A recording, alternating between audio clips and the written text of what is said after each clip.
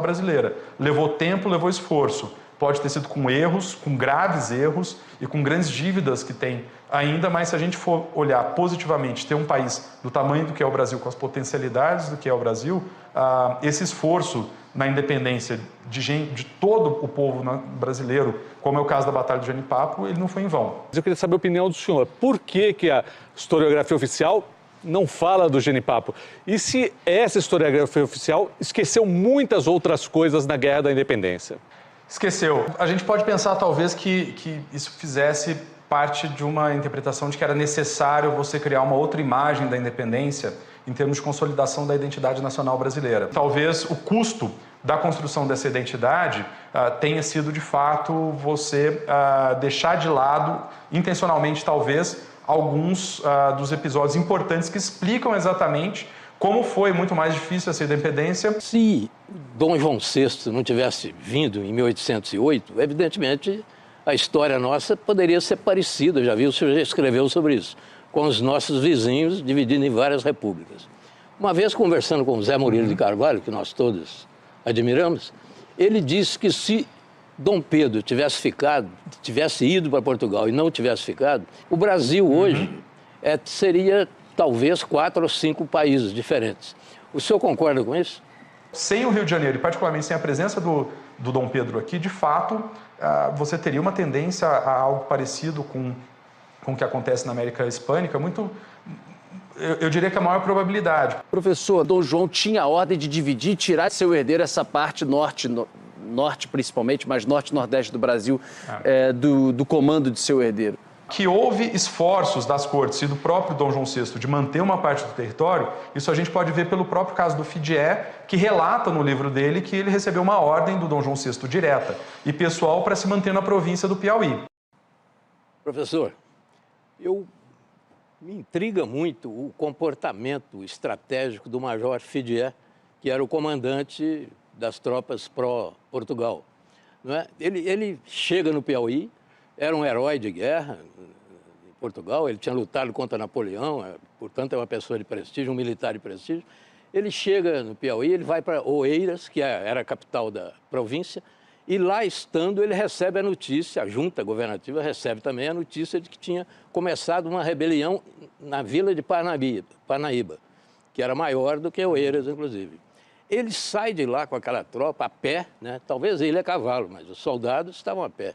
Anda 660 quilômetros até a Parnaíba. Chega lá, não tem mais o que reprimir, porque já praticamente acabou aquilo lá.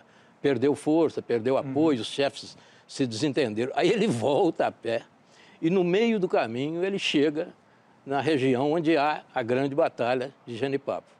E ele ganha a batalha, mas é como o Sérgio explicou na matéria, ele ganha a batalha, mas perde a guerra, né? A minha pergunta, primeiro, é como é que o senhor, que estuda história militar, avalia essa estratégia dele? E a segunda pergunta é o seguinte, ele, num certo momento, ele recebe apoio do Pará, ele recebe apoio do Maranhão, então ele está indo bem. No final, quando ele já está em Caxias, onde ele é derrotado, ele já está praticamente sozinho. A segunda pergunta é, nesse percurso, nesse tempo, as forças do Dom Pedro foram ganhando apoio, as adesões foram chegando e as forças portuguesas ficaram mais frágeis? São essas duas perguntas. Boa noite de novo. É bem interessante porque a gente teria quase que voltar um pouco atrás para entender o contexto que nós estamos, mas talvez possamos discutir isso um pouco depois. Mas o Fidié, ele chega, enviado pelo Dom João VI, ele relata no próprio livro dele de memórias, uma entrevista com Dom João VI, na qual o rei teria dito para ele, mantenha-se, mantenha-se, ou seja, mantenha o comando, ou você poderia interpretar como o controle da província do Piauí por Lisboa, ou seja, pelas cortes portuguesas ou pela capital do Reino de Portugal. Lembrando que nesse momento, o que nós temos é o Reino do Brasil e o Reino de Portugal unidos pela soberania da coroa, ou seja, não há mais uma colônia, como a gente está acostumado a aprender na escola, uma colônia brasileira, e sim um reino do Brasil que tinha basicamente o contorno quase igual que nós temos hoje, mas que era parte do Reino Unido. Então o Fidié chega com uma missão de manter a adesão às Cortes de Lisboa, que eram as cortes que estavam fazendo uma nova Constituição depois da Revolução do Porto de 1820, e que era uma revolução que tinha uma grande legitimidade, particularmente no norte do país, que inclui o que seria o norte e o nordeste hoje. Ele até planeja inicialmente, como a província do Piauí estava relativamente tranquila, os ventos do Rio de Janeiro ainda não tinham chegado com força, ele planeja apoiar, fazer um ataque pela retaguarda na Bahia. Ele propõe para tentar atacar aqueles que eram por eles considerados rebeldes, ou seja, as forças pró-Dom Pedro I, que estavam na Bahia cercando a cidade de Salvador, outro dos teatros da Guerra de Independência.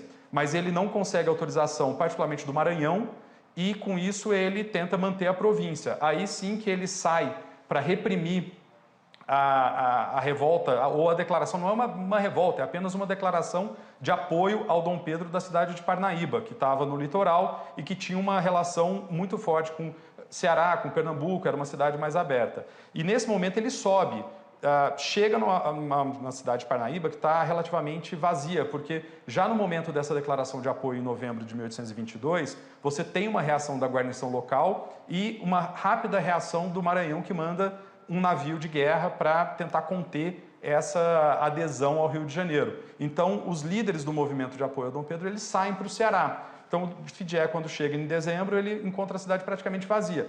O problema é que, em janeiro, a própria capital, Oeiras, ela tem uma revolta. Quais são as pessoas que realizam essa revolta é um ponto interessante também da nossa história, porque você tem, inicialmente, alguns personagens que são muito pró as Cortes de Lisboa, ou seja, que aderem à Revolução do Porto e que se mantêm fiéis às Cortes de Lisboa. Mas no processo de disputa do poder local, seja para o governo local, seja para os deputados que vão para as Cortes de Lisboa, você tem essas diferenças locais que vão gerando conflitos e, aos poucos, uma quebra entre dois grupos, e um deles vai terminar aderindo também ao Dom Pedro I, pelo que poderia oferecer potencialmente o Rio de Janeiro. Então você tem uma revolta em Oeiras que obriga o Fidé exatamente a voltar. Tanto que existem críticas de que, estrategicamente, ele teria tomado uma decisão errada de tentar reprimir pessoalmente a revolta ou a declaração de apoio ao Dom Pedro em Parnaíba, porque ele deixou a capital desguarnecida e abriu essa oportunidade para esse movimento em Oeiras. Então ele está voltando, ele não está procurando combate. Ele volta para Oeiras para tentar lidar com a nova, na visão dele, rebelião, e no meio do caminho ele encontra aquelas forças que estão voltando do Ceará, que tinham fugido de Parnaíba, estão voltando do Ceará e, aos poucos, se organizando com o apoio cearense para voltar a espalhar o tema, a campanha pró-Dom Pedro dentro do Piauí.